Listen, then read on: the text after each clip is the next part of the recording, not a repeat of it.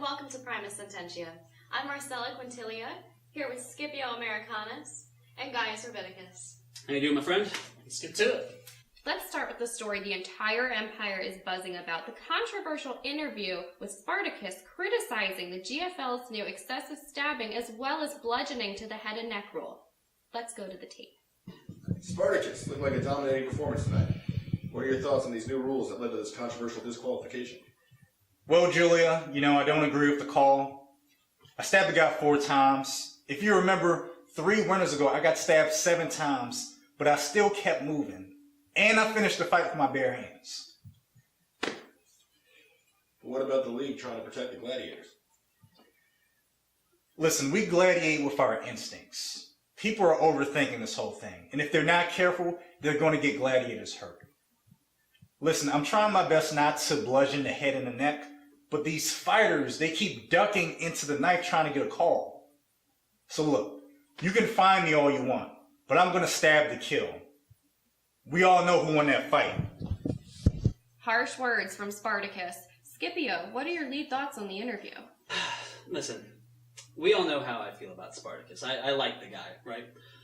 But there's something I like in my gladiators, and that's gladiating, not their comments. I'm going there, yeah. It appears to be we have a whiner here, and nobody likes a whiner. Spartacus, oh, poor me, they're ducking into my knife. What do? Why don't you stab a little lower? You just go from here to here. Bam! Now you're not getting disqualified. This is the Gladiator Fighting League. The best gladiators from all across the empire come here to fight. You're expected to be able to adapt to whatever rule sets you're given. And if you can't do that, you're never going to be a champion. And that's why Spartacus will never be a champion. I'm saying it right now. And I'm bringing it up, that's why I like Lebronicus so much. And that's why he's the current champion. I didn't know if we'd get here this soon. Scipio, this isn't chariot racing. This is nothing that you should have an opinion on. I don't know why you think I watch chariot racing. Spartacus is leading the league in stab accuracy, and in his post-fight interview mentioned the fight where he was stabbed 7 times and still won. That's before the new rules. Okay, before the new rules. So it can be done, obviously. Why are we not letting these gladiators fight to the death if they're the best gladiators in our empire? I don't know if you've ever been stabbed, but stab lower goes out the window. You don't know who you're stabbing, or where you're stabbing, or what you're stabbing. And I think these new rules slow the game down, and they prove the owners are just worried about appeasing themselves and lining their own pocketbooks. I'm going to have to disagree with you. I happen to enjoy these new rules very much. And if you're watching someone like Lebronicus, his fights are extremely exciting. Okay, alright. Are they? Have you ever been stabbed? Has anyone ever tried to stab you while you're trying to stab them? Because I have that experience. That's what this pin is. Yeah, I've been in a few knife fights in my day. Okay, in between what? Eating grapes and going to oratory school that your patrician daddy paid for? We have some strong opinions here. Let's go over now to our rules expert, Parody. Could you walk us through the new rules at the center of all of this controversy? What people need to understand is the GFL is a superstar-driven league. The public just isn't as engaged watching the backups disembowel each other. We can't keep having the MVP die during the season every other year. I can't tell you how frustrated guys around the league office get when they print up a bunch of posters to promote the next great warrior and he gets his head chopped off 2 weeks later. It is imperative that we address the future of fighting the death, and I think the GFL is moving in the right direction. Guys, back to your point about the product on the field, people did have similar concerns when the GFL enacted the exotic animal ban back in 157, but by all measures, revenue has increased and viewership at the gate is up. Is it possible that you are just a reactionary alarmist? Me? People always talk about the sky falling, but players always adjust, and fans keep watching. You wonder why? Because there's nothing else to watch? What are they going to watch? Chariot racing? They might. No one likes chariot racing. Well, they don't. Actually, you know what? Some people do. You know who likes chariot racing? You know who likes watching boring horses go around a boring circle?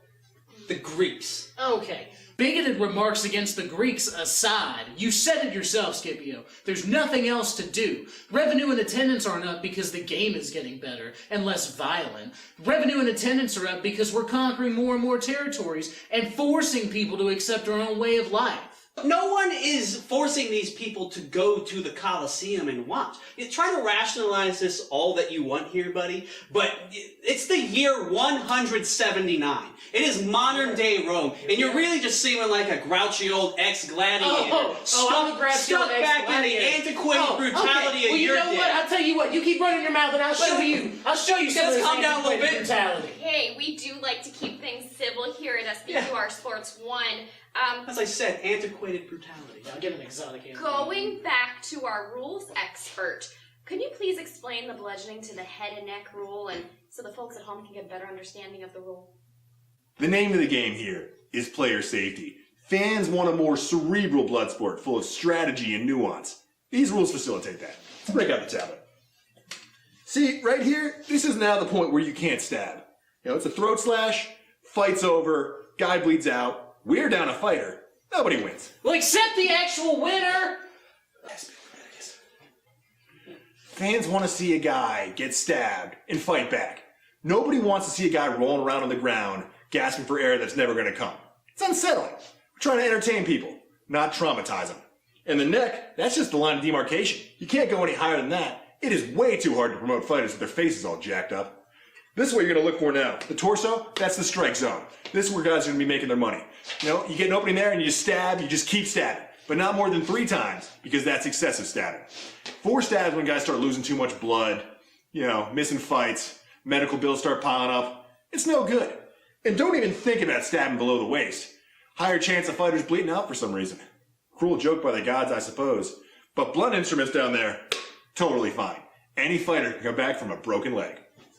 Right, boys, we are running out of time for this segment. Before we go, I'd like to get your final thoughts on the Emperor recently proclaiming that if he had a son, he would not want him to become a gladiator. What do you think? Before I say anything, I have to state that I think the Emperor is a tremendously wise man, and I thank God every single day that we get to live in this great land with him ruling over us. Having said that, though, I 100% agree with him without a doubt, and I would like to pass this question on to my esteemed colleague over here. You know what, Scipio? I think for once, I do agree with you. I don't think that the Emperor's son will become a gladiator either. You see, because my sport is about plebeians such as myself killing each other for the amusement of the wealthy. I don't like how the Emperor is running around acting like this rule change is the only thing that would keep his son from becoming a gladiator.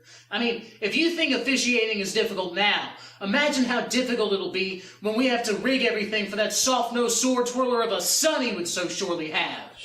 That is a very interesting take on the Emperor. I just want to say one more time that this is a family show. I have a family. And for any emperors who may be watching, I just want to say that the views of our correspondents here on Prime Sententia are in no way the views of our program or SBQR Sports 1 in general. I just want to make that abundantly clear. Anyway, that is our show for today. As always, Hail Caesar. What the fuck are you doing, dude? You trying to get us killed? You geriatric piece of shit!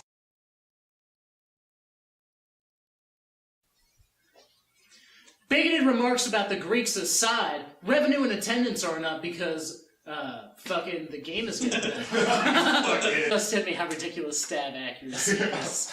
Like I said it earlier and it sounded good. Just 'cause and it's like, ridiculous. yeah, but then like I'm saying it to nobody. And I'm like, stab accuracy. You just want to break stuff when you fuck up. Like, so much.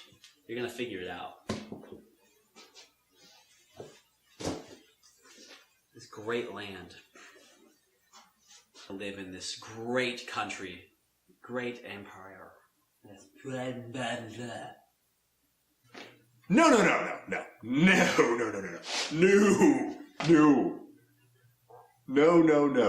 We want to bludgeon him into submission. Woo! Why'd you move? Meow! Alright. That was a half move. I heard it too. Okay. Wrist in pain, carpal tunnel, motherfuckers. 3 winters ago, I got stabbed 7 times, and I barely stopped moving.